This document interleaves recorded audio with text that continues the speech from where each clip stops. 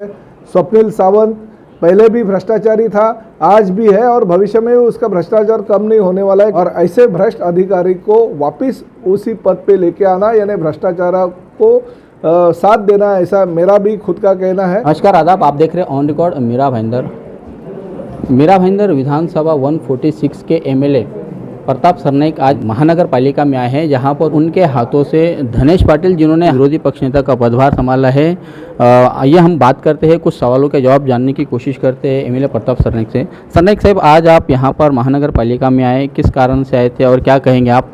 विरोधी पक्ष नेता आपके पास में ही आज भी है।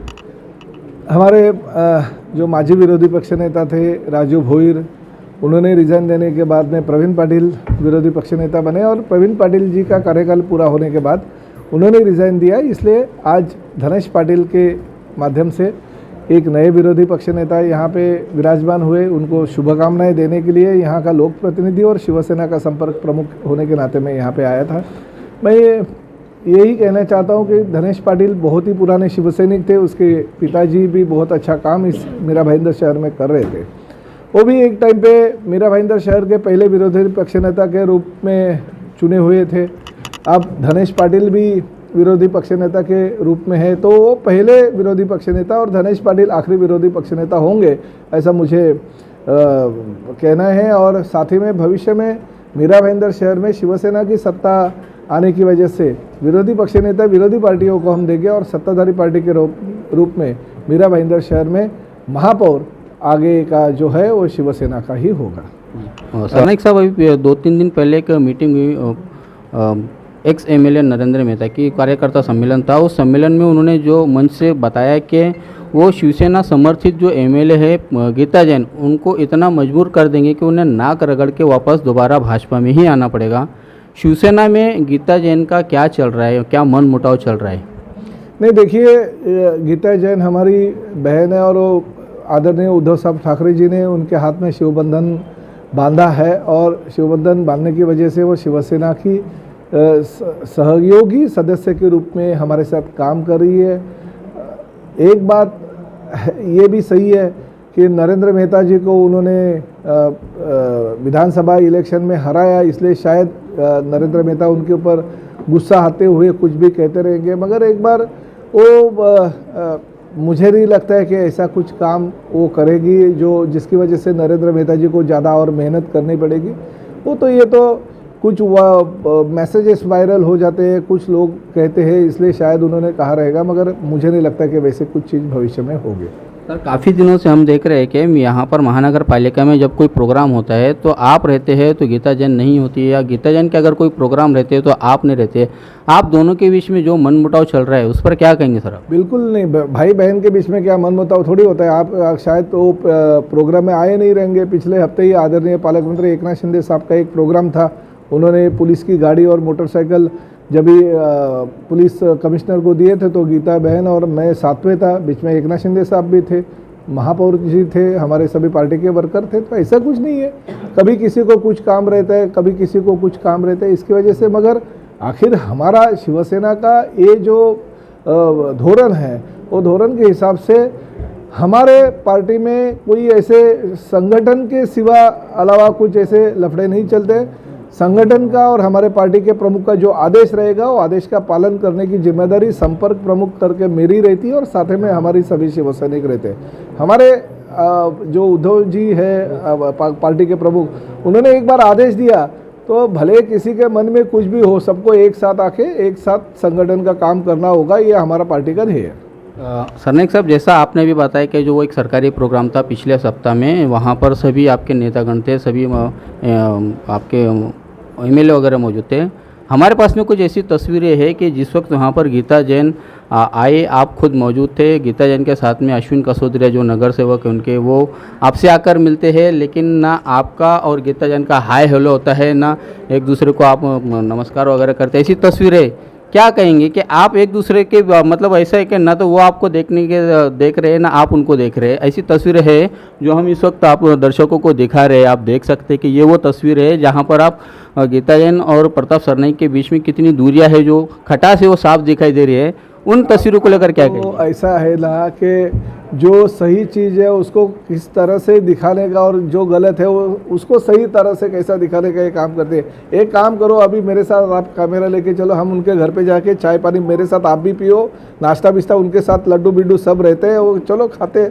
ऐसे कुछ नहीं होता है। मैंने आपको यही कहा कि हमारी पार्टी का संगठन की ये ताकत है कि एक बार हमारे पार्टी के प्रमुख ने कुछ भी अगर आदेश दिया तो आदेश का हम लोग पालन करते हैं। गीता जैन हमारी, मैंने पहले ही आपके सामने उनको लेके आया था, हमारी बहन है और हमारी बहन ने अगर हमारे पार्टी के ऊपर विश्वास रख के अगर हमारे पार्टी में प्रवेश किया तो उनका जो भी काम है वो हमारा काम समझ के हम आगे भविष्य में काम करेंगे।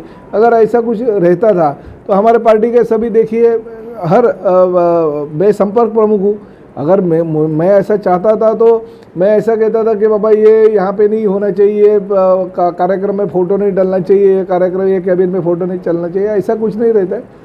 ठीक है, वो अच्छा काम उनके माध्यम से कर रही है और जब जब पार्टी का कार्यक्रम रहता है तो हम सब साथ में रहेंगे। मतलब आज नहीं थे वो, कुछ कारणवश आपको पता है क्यों नहीं? वो शायद उनका कुछ पर्सनल कार्यक्रम रहेगा, मगर ऐसा तो ये नहीं है कि वो कहाँ पे जाती है, क्या करती है, कौन से कार्यक्रम में बुलाया, कौन से कार्यक्रम में नहीं बुलाया, ये तो मैं देखता नहीं हूँ। मगर अगर आज वो नहीं आई तो शायद दोपहर को आएगी, शाम को आएगी, मगर आएगी ज़रूर विरोधी पक्ष नेता से मिलने। सरनाईक साहब, आपका जो विधानसभा क्षेत्र है 146, वहाँ पर करीब 2 महीना पहले एक सरकारी ज़मीन को खाली कराया गया और वहाँ पर 200-250 जो झोपड़े बने थे, जो अवैध झोपड़े बने हुए थे, ऐसा महानगर पालिका का कहना है। उस दौरान से लेकर अब तक का ऐसे आरोप लगाए जा रहे हैं कि एक निजी बिल्डर को फ़ायदा पहुँचाने के लिए ये महानगर पालिका ने पूरा तामझाम किया है। क्या कहेंगे? आपके वार्ड में या आपके मतदार संघ में सारी चीज़ें होती हैं और आप खामोश है इस पर? ये बिल्कुल खामोश नहीं है। शायद आपको लेटर मिला नहीं, अगर मिला रहेगा तो मैं देता हूँ। खाली वो जगह पे नहीं, बल्कि मेरे पास जो कंप्लेंट आया 3 जगह पे। एक जहाँ पे हमारे शिवसेना प्रमुख बाला साहब ठाकरे जी का स्मारक बन रहा है वो जगह पे, और एक आरक्षण जो है बगीचा का वो जगह पे, और तीसरा जो आरक्षण था मीरा गाँवठन में वो जगह पे। ये जो जगह है उसका टीडीआर बिल्डरों को दिया गया और टीडीआर देने के बाद वापस वहाँ पे झोपड़े हो गए। मैंने नगर विकास डिपार्टमेंट को एक खत लिखा है, उसमें ये 3 प्लॉट के नाम लिखे हैं, वो खत भी आपको मैं दे दूंगा। तो ये तीनों प्लॉट में पहले तो झोपड़े होने के बावजूद भी शहर विकास विभाग जो है, नगर विकास विभाग, उन्होंने वो बिल्डर को टीडीआर दे दिया। कॉरपोरेशन के नाम पे वो प्रॉपर्टी हैंडओवर की। हैंडओवर करने से पहले वैसे झोपड़े खाली करके कंपाउंड वॉल देना बंधनकारक होता है, गेट देना करके देना बंधनकारक होता है। फिर वो जो झोपड़े वाले हैं, वो झोपड़े वाले को कॉरपोरेशन ने घर भी दे दिए। भाजपा की सत्ता होने के हिसाब से जो खाली करना चाहिए वो तो खाली नहीं किए, बल्कि वो गरीबों को झोपड़ों की बजाय कॉरपोरेशन ने अपने खर्चे से बीएसपी योजना या एमएवाईडी के उनके घर दे दिए।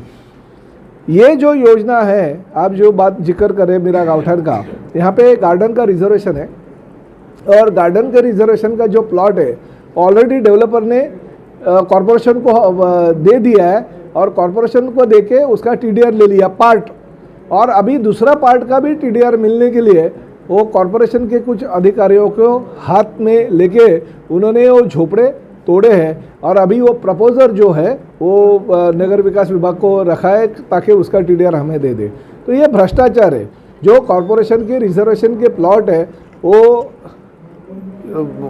कॉरपोरेशन को हैंडओवर करने के बाद उसका जो मुबादला है वो तो लेते हैं, मगर कॉरपोरेशन के ताबे में वो प्लॉट नहीं देते, बल्कि वहाँ पे झोपड़े बसाते हैं। तो ये कहीं ना कहीं रुकना चाहिए। इसके लिए मैंने ये तीनों प्लॉट के ऊपर इंक्वायरी बिठाने की मांग नगर विकास डिपार्टमेंट के प्रमुख को की है।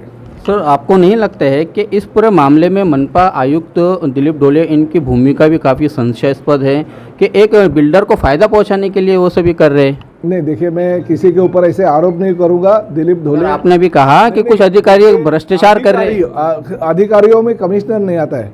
दिलीप ढोले बहुत ही अच्छा काम कर रहे हैं। उन काम करने की पद्धति जो है, आज 16-17 घंटा वो शहर के लिए काम कर रहे हैं। मुझे नहीं लगता है 11-12 सालों में कोई भी ऐसा अधिकारी कमिश्नर है जो 16-17 घंटा काम करके लोगों की सेवा कर रहा है।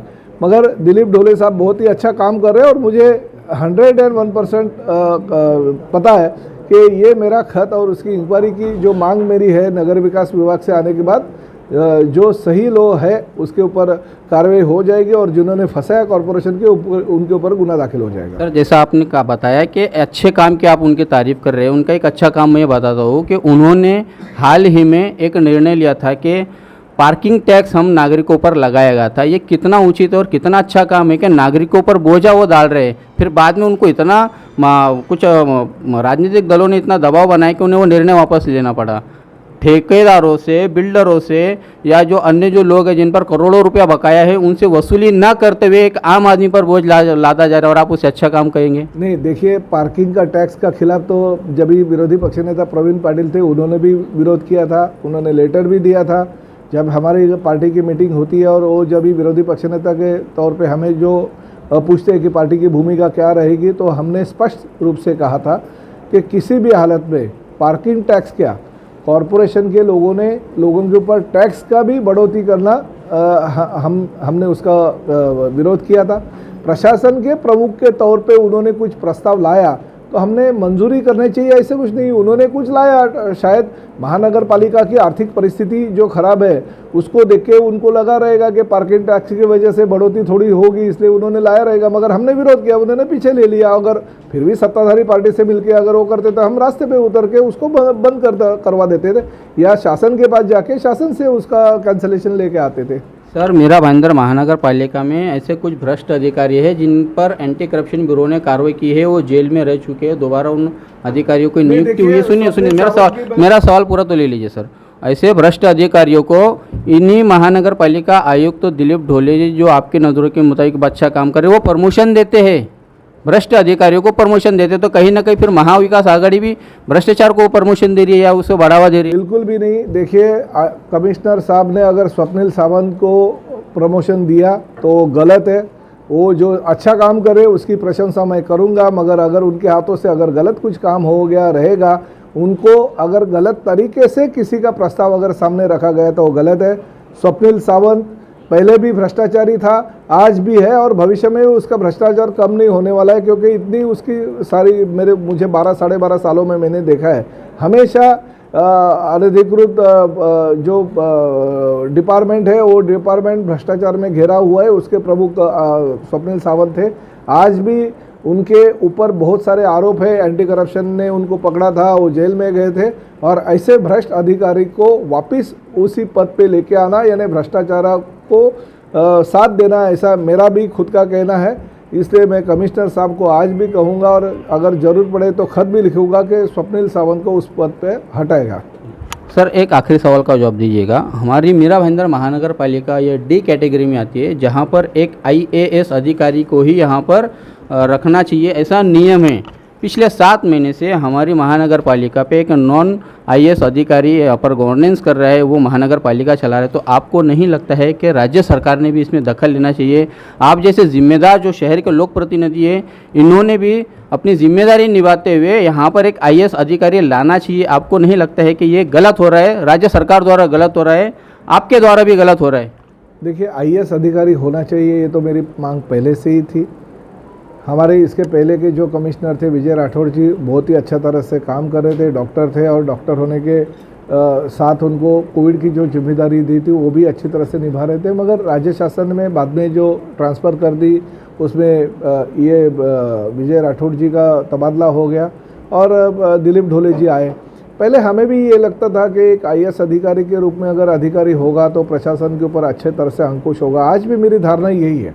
मगर दिलीप ढोले जी जो हिसाब से अच्छी तरह से काम कर रहे हैं वो देखते हुए मैं यही कहूँगा कि राज्य शासन ने अगर निर्णय लिया तो ये राज्य शासन की, क्योंकि मुख्यमंत्री जी और नगर विकास के प्रमुख के तौर पे हमारे नगर विकास मंत्री ये निर्णय लेते हैं। प्रशासन के जो प्रमुख मुख्य सचिव है और प्रधान सचिव जो नगर विकास के वो ये निर्णय लेते हैं, तो उन्होंने कुछ अच्छा देखते हुए दिलीप ढोले की तरफ देखते हुए अच्छा निर्णय लिया रहेगा। क्योंकि इसके पहले के जो खदगांवकर जी थे वो भी नॉन IAS कैडर के थे, तो अच्छा काम करने वाले अधिकारी रहेगा तो IAS नॉन IAS का जो ये है वो देखा नहीं जाना चाहिए। फिर भी मेरा ये कहना है कि अगर दिलीप ढोले अच्छा काम करता है तो उनके काम की सराहना करनी चाहिए। भले ही नियमों को ताक पे रख दिया जाए। नहीं नहीं, नियमों का सवाल नहीं। राज्य शासन ने अगर उनकी नियुक्ति कर दी है तो नियम देखे हुए किए रहेंगे ना। उसमें क्या, अगर नियमों में नहीं बैठता था थोड़ी किसी को भेजता था। कि जैसे हमारे मीरा भाईंदर में है वैसे कल्याण डोंबिवली में भी है, नॉन IAS अधिकारी बहुत जगह पे है। धन्यवाद हमसे बात करने के लिए सर। यह है MLA प्रताप सरनाइक जिन्होंने मीरा भाईंदर मनपा के आयुक्त दिलीप ढोले का फेवर करते हुए बताया कि अगर महानगर पालिका में एक नॉन IAS ऑफिसर काम भी करता है और अच्छा काम करता है तो उसे सराहना चाहिए। आप देख रहे हैं कैमरामैन आरिफ कुरैशी और साबिर शेख के साथ ऑन रिकॉर्ड मीरा भाईंदर। धन्यवाद।